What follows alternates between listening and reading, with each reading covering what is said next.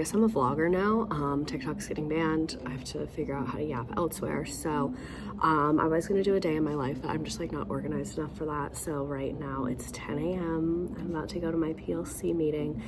Anyone that knows me knows that that's not something I find very enjoyable. For any non-teachers, that is professional learning community, something like that. Basically, we have to go into a room together and plan our lessons together. It's mainly so that the government can micromanage us, so they can like come in the room and be like, what are you doing? What are you planning? That's mainly the point. So I can't film in there because obviously I'll let you know how it goes. So this is the thing that drives me crazy about it, is that like I have my little laptop and my cup and stuff, but like I don't have my printer, I don't have my standards, I don't have my student work, I don't have my folders, I don't have my materials. So it's like really hard to plan in there, and it's really hard to get stuff done in there because my stuff's not in there. Okay, I just left. That was a great use of everyone's time. So I was trying to like plan out my whole unit, but it's tough to do that because my screen was tiny and I couldn't print my materials.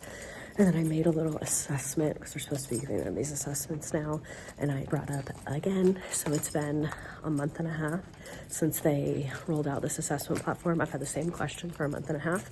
Every time I ask, I just get, I don't know. I would just get like very non-answers, asked the same questions again. They acted like I'd never asked them, got some more non-answers. Great use of 1 hour. Chicken salad. So what time is it? 12:53.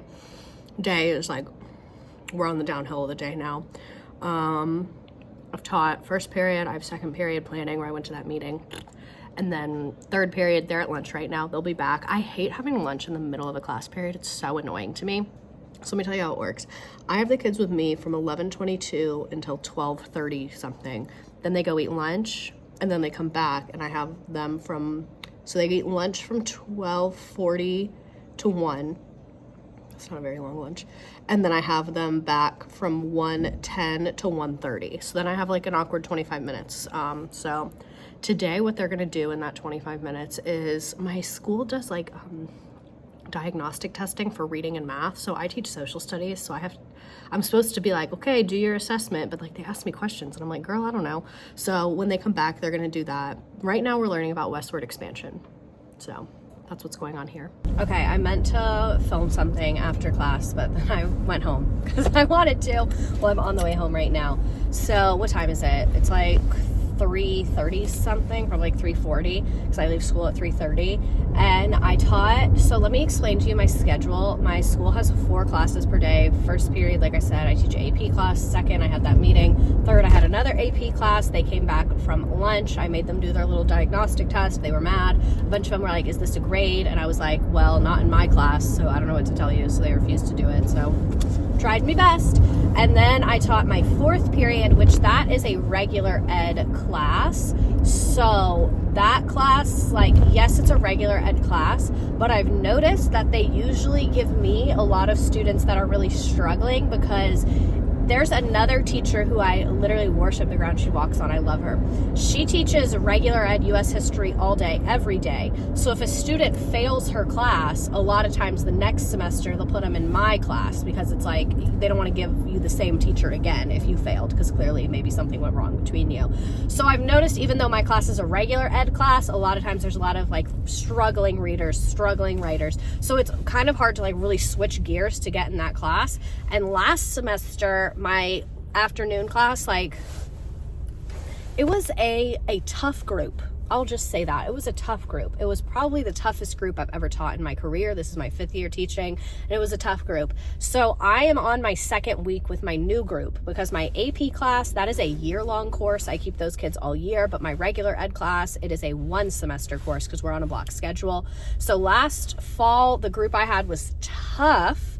And then the group I have now, this is like today was my 4th or 5th day with them. They're very quiet. They're very shy, which is kind of a nice change of pace, because last semester I had the opposite problem. We were very, very chatty, and not in a way that was like on task. And so the new group, I'm getting used to them. I'm getting to know them a little bit. I think it's going to go much smoother. They're a lot more like chill. And I'm a very like chill teacher. Like, I'm not a super like high energy person. Like, I'm not the type of person that's like, and now we're gonna make a play and a rap and you're in groups. Like, I'm chill. Like, we have fun, but I like to have like a relaxed, relatively quiet environment. I don't love like us bouncing off the ceiling because, I don't know, that's just like not who I am. My class last semester was really not on the same page with me. Honestly, I should have switched gears with them and made it project-based and group work-based and how to up and move in. Like, that would have worked, but live and learn. And then my group now seems to be more like me. Like, they like to be kind of chill and like work casually and do our little assignments, but we don't need to be like screaming or doing it in a group and things like that. So honestly, today was pretty good. Today went pretty smooth. Also, in that meeting, I felt like I did a really good job of expressing myself. That's something I'm really working on, because I have noticed that like everyone thinks I'm a see you next Tuesday, which is fine. Like, I kind of am. But I think it's because when I ask questions in like a serious tone, I think people take it as criticism, which is really not how I mean it. Like, if I ask a question, it's really because I want to know the answer so that I can implement this new thing. And I've been getting a lot of feedback recently that's like, you need to be open-minded, you need to be collaborative. And so today, when we were in our session, I raised my hand and like I just saw the person's face be like, and so I felt like I did a good job expressing myself. And I said, I'm really starting to get frustrated because when we start these sessions, you're telling me to be collaborative and you're telling me that we need to implement this with fidelity, because this is what happened. So I asked my question, I saw the person's face drop, and then they didn't have an answer for me. And then I said something along the lines of like, well, if they don't have an answer, they meaning the district, like if they don't have a solution to that, then if the reports look crazy, I like don't want to hear it because I'm just doing what you guys are telling me.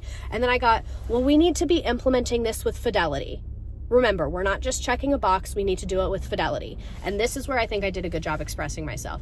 I said, I was like, I'm getting really frustrated that you're telling me to do it with fidelity, because when I ask questions, it's because I want to do it with fidelity. When I have a question about how the standards are tagged, when I have a question about, hey, if we don't have enough Chromebooks, what should we do? I'm asking that because I want to implement this effectively. If I didn't care, I wouldn't be asking these things. So I'm getting frustrated that every time I ask something, I'm getting backlash and negative feedback, and people are acting like I'm being difficult when I'm really just trying to do what you're asking me to do. And I felt like, and then we talked about, basically, I think what's happening, I have asked the same question for over a month. I have yet to get an answer. And we kind of came to the conclusion that like when I'm asking my school site administrators, they don't know. So they're leveling it up. And then I realized that when they're leveling it up to the district does not understand the question I'm asking. They are confused about what I am asking because they think that I am confused. They're like, no, the questions are in there, sweetie. They're all divided by standard. But what I'm annoyed at is they're not divided by standard, they're divided by substandard. So when I build an assessment, that's fine. It's a little more work for me, but whatever.